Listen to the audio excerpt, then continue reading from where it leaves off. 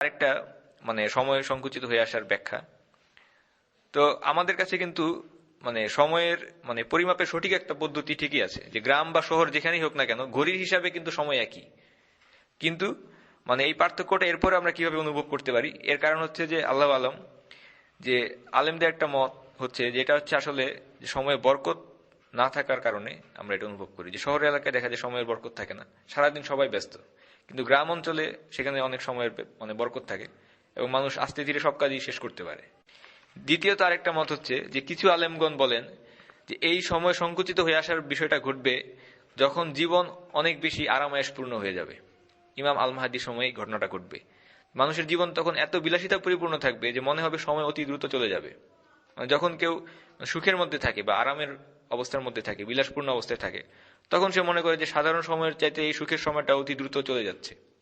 আল্লাহ আলম, এটাও আলেমদের আরেকটা মত। আরেকটা মত হচ্ছে যে যানবাহনের ব্যবস্থার উন্নতির ফলে সময় সংকুচিত হয়ে আসবে। একটা ভ্রমণে মাত্র কয়েকশো বছর আগেও প্রায় 1 মাস সময় লাগতো, সেই ভ্রমণ আপনি বর্তমান সময়ে কয়েক ঘন্টার মধ্যে করতে পারবেন। এমনকি দুনিয়ার এক প্রান্ত থেকে আরেক প্রান্তে কয়েক ঘন্টার মধ্যে যেতে পারবেন, যেটা আগের যুগের মানুষরা যেতে প্রায় বছরের মতো সময় লাগতো। সমুদ্রে জাহাজে পাড়ি দিতে প্রায় সারা বছর সময় লাগতো, কিন্তু সেই মানুষেরা এখন বিমানে কয়েক ঘন্টাতেই সেই দূরত্ব পাড়ি দিতে পারে। তো এটা হচ্ছে সময় সংকুচিত হয়ে আসার একটা উদাহরণ, যে 1 মাসের সময় এখন আমরা 1 ঘন্টাতে সেই কাজটা করতে পারছি। তো এটা যানবাহন ব্যবস্থার উন্নতির ফলে একটা ফলাফল। আরেকটা উদাহরণ হচ্ছে যে যোগাযোগ ব্যবস্থার উন্নতির ফলে আমাদের নিজেদের মধ্যে যোগাযোগ খুব দ্রুত সম্পাদিত হচ্ছে। আগে আপনি পৃথিবীর যে কোনো স্থানে থাকা একজন মানুষকে যদি যোগাযোগ করতে চাইতেন তো অনেক বেশি সময় লাগতো, কিন্তু বর্তমানে ইন্টারনেটের মাধ্যমে বা কম্পিউটারের মাধ্যমে আপনি খুব দ্রুত তার সাথে যোগাযোগ করতে পারবেন, তাকে ইমেইল পাঠাতে পারবেন, এবং এতে দেখা যাবে মাত্র কয়েক সেকেন্ড সময় নিবে। আপনি পৃথিবীর যে কোনো স্থানে থাকা মানুষকে ফোনে কল দিয়ে কথা বলতে পারবেন। এর মাধ্যমে আপনি খুব কম সময়ে এমন একটা কাজ করতে পারবেন যেই কাজ আগে করতে মানুষের অনেক বেশি সময় লাগতো। তো এটাও একটা উদাহরণ যার মাধ্যমে আমরা বুঝতে পারি যে সময় কিভাবে ছোট হয়ে আসলো। শেষ মতামতটি হচ্ছে যে কিয়ামতের আগে আসলেই সময় ছোট হয়ে আসবে, আক্ষরিক অর্থে ঘড়ির কাঁটার হিসেবেই সময় ছোট হয়ে আসবে। একটা বছর অথবা একটা মাস আক্ষরিক অর্থেই ছোট হবে। আল্লাহ আলম যে এটা হইতে পারে পৃথিবী নিজের কক্ষপথে ঘূর্ণনের গতিবেগ বেড়ে যাওয়ার ফলে, অথবা সূর্যের চারদিকে আবর্তনের গতি বেড়ে যাওয়ার ফলে।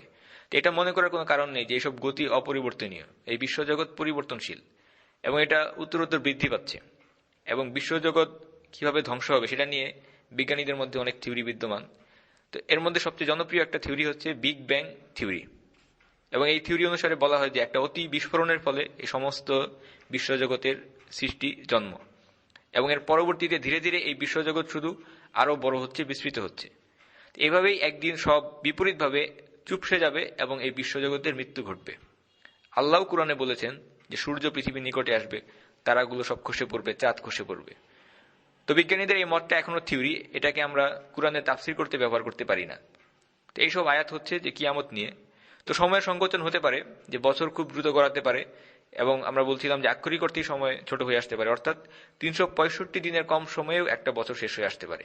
পৃথিবী যদি নিজের কক্ষপথে অতি দ্রুত ঘুরে বা নিজের ঘূর্ণন গতিবেগটা বৃদ্ধি পায়, তাহলে একটা দিন 24 ঘন্টার কম সময়েও হওয়া সম্ভব। এবং আমরা জানি যে একটা দিনের আবর্তন এটা স্থানের উপর নির্ভর করে।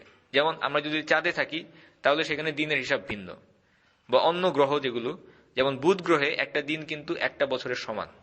অর্থাৎ সূর্য থেকে কত দূরে এবং একটা গ্রহ নিজের কক্ষপথের উপরে কত গতিবেগে ঘুরছে এর উপর নির্ভর করে একটা দিন কয় ঘন্টায় হবে।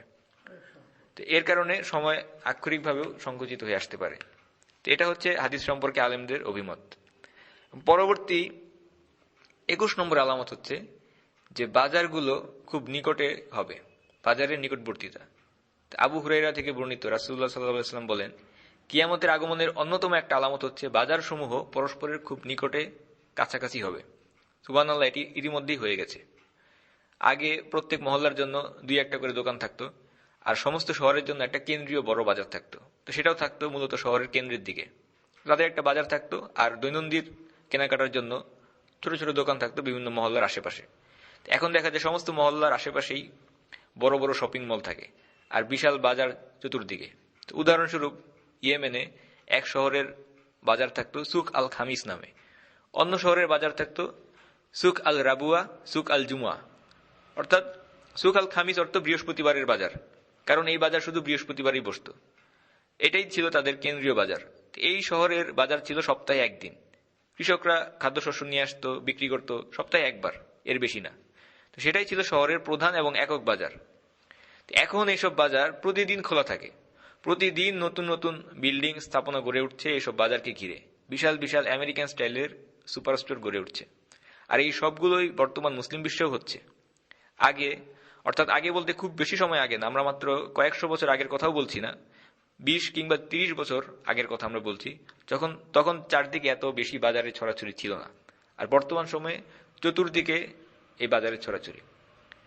আগে আমাদেরকে বাজারে যেতে হলে অনেক দূরের পথ পাড়ি দিতে হতো, নতুবা নিজেদের নিজস্ব জমি থেকে নিত্য প্রয়োজনীয় পণ্যের যোগান করতে হতো, বাজারের জন্য দূরে যেতে হতো, অথবা সপ্তাহে সেই নির্দিষ্ট দিন আসার জন্য অপেক্ষা করতে হতো। পরবর্তী 22 নম্বর আলামত হচ্ছে যে এটি বাজারের নিকটবর্তিতার সাথে সম্পর্কিত। যে 21 নম্বরে আমরা বাজারের নিকটবর্তিতা নিয়ে কথা বলেছি, আর 22 নম্বর আলামত হচ্ছে ব্যবসা বাণিজ্যের প্রসার নিয়ে। রাসূলুল্লাহ সাল্লাল্লাহু আলাইহি ওয়াসাল্লাম একটা হাদিসে বলেছেন যে টাকা পয়সা এবং ব্যবসা বাণিজ্যের ব্যাপক বিস্তার ঘটবে। সুবহানাল্লাহ, এই আলামত আমরা এখন বর্তমানে প্রত্যক্ষ করতে পারছি। ব্যবসা বাণিজ্য ব্যাপক হারে বিস্তৃত হচ্ছে। মানুষ কৃষিকাজ ছেড়ে ব্যবসা বাণিজ্যের দিকে আসছে। মানুষ বিভিন্ন পেশা ছেড়ে ব্যবসা করছে। তো সবাই ব্যবসা করতে আগ্রহী। নিত্য নতুন ব্যবসা আলোর মুখ দেখছে। ই কমার্সের আগমনের ফলে ব্যবসার বৈপ্লবিক পরিবর্তন সাধিত হয়েছে এবং বর্তমানে আমরা ইন্টারনেটে অনলাইনে পণ্যের অর্ডার দিতে পারছি। তো এই ব্যবসাগুলো একই সাথে অত্যন্ত চাহিদামূলক।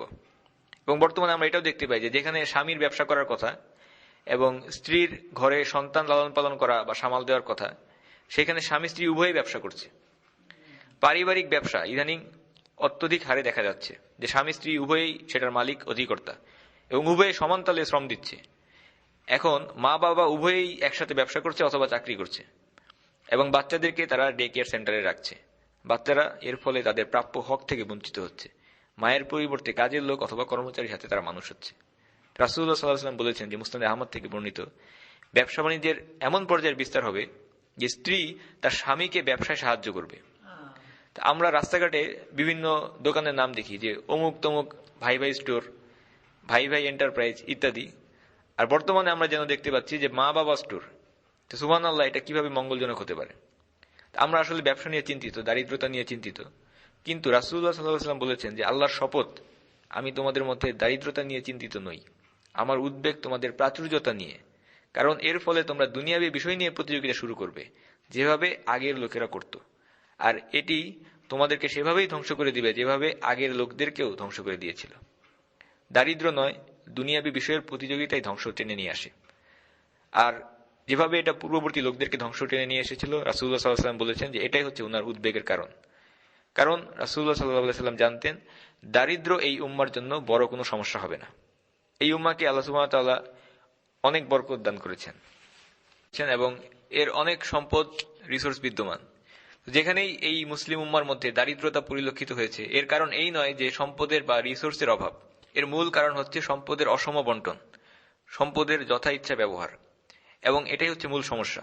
যদিও এই উম্মাহ বা এই মুসলিম দেশগুলোর নিচে, মাটির নিচের জমিনে, সেখানে দেখা যায় পৃথিবীর সমস্ত মূল্যবান সম্পদগুলো রক্ষিত আছে। তো এখানেই বেশিরভাগ রিসোর্স মুসলিমদের মধ্যেই বিদ্যমান।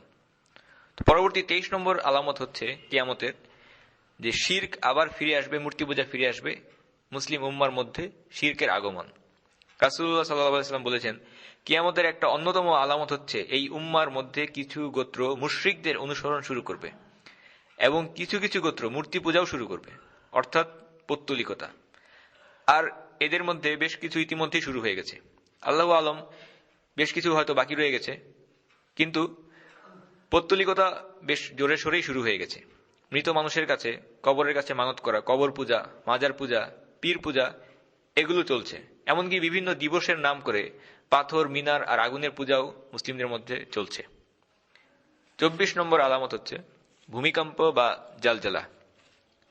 জালজালা এর শব্দের অর্থ হচ্ছে ভূমিকম্প। আর আরেকটি অর্থ রয়েছে এই শব্দে, সেটা হতে পারে যে বড় বড় পরীক্ষা বা দুর্দশা।